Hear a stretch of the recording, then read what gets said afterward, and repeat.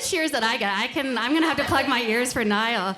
Hi guys. How's it going? Good to see you. For those who don't know, I guess I could stand for this part. My name is Shannon Burns. I'm the midday host on Virgin Radio. Oh, you guys are so sweet. Okay, if there's anything that I've learned from interacting with Niall's fans is that you guys are honestly the nicest and the sweetest and the most beautiful. Look at all of you. Who's excited for Niall Horan? He's like right behind that door, so like give him everything you got. Let him hear it. I knew you had it in you. Perfect. Okay, you guys excited? Yeah. All right, the one, the only, Niall Horan. Come on out.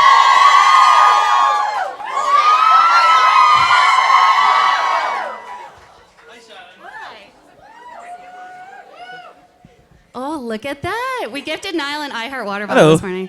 And he's still got it with him, so I love that. Everywhere. Hello. It's good to be home. What's happening? All good? I know, I missed it here too. You're a big fan of Canada, Yeah, right? I love it, yeah. Canada's a big fan of you. Got my Roots jacket on today. I know, this is beautiful. Where did you get this from? From Roots. That makes sense. They customized one and gave it to me. Yeah, Very and nice. it's on the back too, right? It's got the whole... Nice. The show, the reason we're all here. Yes, the reason we're all here. Okay, so we have some fan Q&As. Yes. These are all from your fans. We're going to get through as many as we can. Let's start with Jen, who asked, oh yeah, your last secret session with iHeart in Toronto was canceled due to COVID. There's some people here, is there? Yeah, Oh, Jesus. we were supposed to be here 3 years ago. I'm glad it didn't happen now.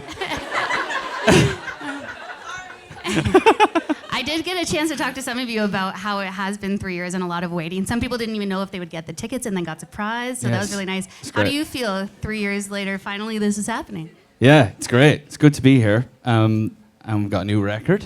Got a new record. And it's good. I think.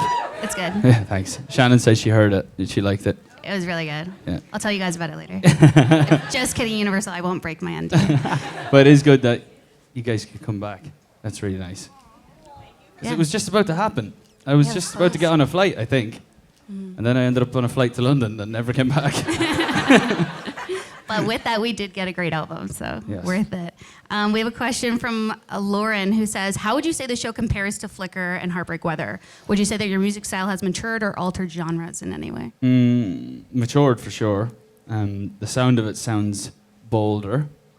Much more mature. There's a blend of probably both records and some experimental stuff on there too. It's not the same again, basically, if that's what you're asking. It's definitely got bits of Flicker in there, and it's got touches of Heartbreak Weather, but it's different. You know what I mean? Yeah. Would you agree? Yeah. Yeah, okay. Totally. You should answer all of this. I'm like, actually.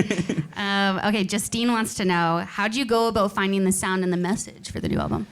The message came from just sitting in the house thinking, instead of being out and about, gaining life experience. It was more just sat around and like living in there 24/7 while sitting still. And I just realized that we were all kind of going through some sort of like alternate reality thing, and it felt like we were in a show. And then the show became like a metaphor for life for me. And it just solidified the concept in my head that this is what the album was going to be about. Then I wrote the song The Show, in August or September of the first year of the pandemic, and then waited for the world to open up to get in the studio. And yeah, I basically sent a piano track to Joel Little, who ended up being one of the co-producers of the record, and just to see if he'd want to work on it. I loved the kind of stuff he's done previously. He did all the early Lord stuff. He did the first 2 Lord albums. He did the Lover album for Taylor. Yeah, woo. And I just kind of liked all his previous work, and I just really wanted to see if he could do anything. We had a chat on the phone. He sent me this first demo back of like the computerized version of what we were going to do. And he just blew my mind, and I was like, okay, now we're off. This is where it starts. And then waited for the world to open back up. He lives in Auckland, in New Zealand. And New Zealand was like one of the last countries to open its doors, so that's why it took a while to get going. Once we got going, it was good, and then we're here. Here we are. And here it is. There is a Taylor Swift related question, so this is a good time. Okay. From Caitlin, do you have a favorite Taylor Swift song? Oh, that's a really good. Hello. Do I have a favorite? I've got a few. All Too Well. 10-minute version? 10-minute version? Yeah, the 10-minute version too. There's too many verses to remember.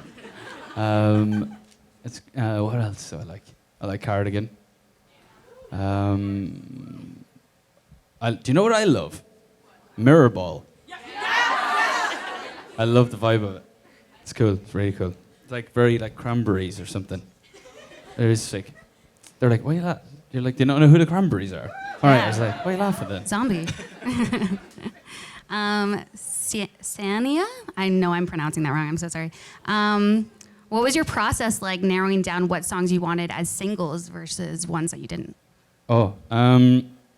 Tougher actually as it's going on. I knew Heaven was going to be the first one for sure. I just knew that was like a I'm back type song. And then Meltdown felt really good, just the tempo of it going into the summer. It's the next one that if we do another one, that I'll have to like have a proper think about it, see where everyone's at with the record, and then get a judgment off that. But it's hard. There's a couple of songs that could be sneaky radio ones.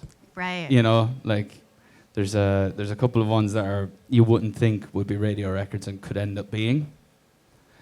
So I'll have a chat with all the people at iHeart and see what we can get out of it. Some spins. I'll do what I can. Cheers, Shannon. Thanks. Yeah. You've always been a big help. I got you. Pauline asked, I'm going to Dublin. So my question for Niall is, what must I do while I'm there? There's not much to do apart from drinking. Some great pubs in Dublin. Don't go, the tip I would say is don't go to Temple Bar. Yeah. Was there loads of North Americans there? Yeah. Exactly. Go to Ireland to see Irish people. They really what? Waffles? Again, you went to Ireland to get waffles. It's like, I'm going to Ireland, but I'm just going to do everything Canadian, if that's all right. Yeah. Where'd you go? Keogh's, Grogan's, O'Donoghue's, Sheehan's, Bruxelles.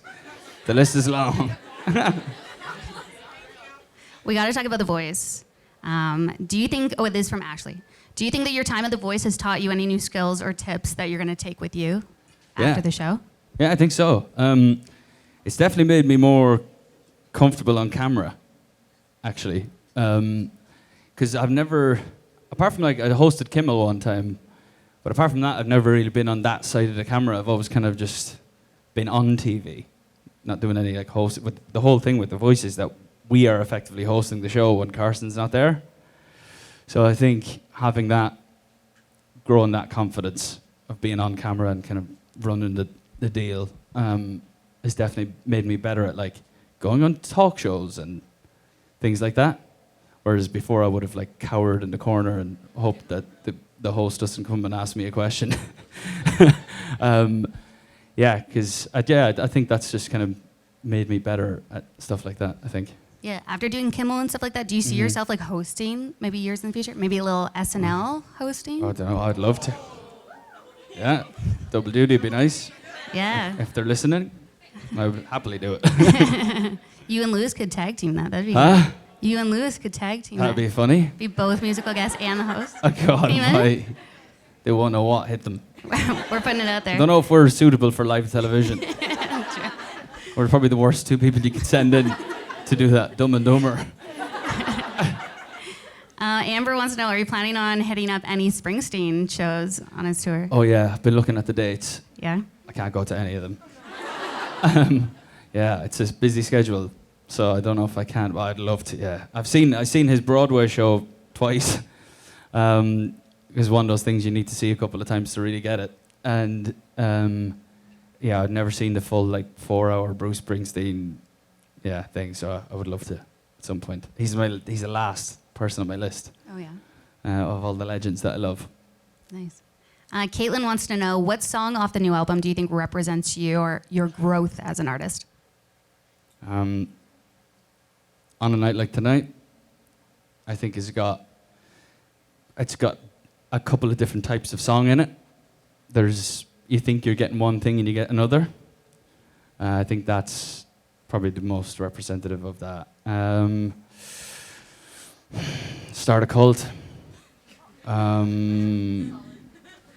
Yeah. Really represents. You could start a cult on a night like tonight. I'm thinking. Never Grow Up.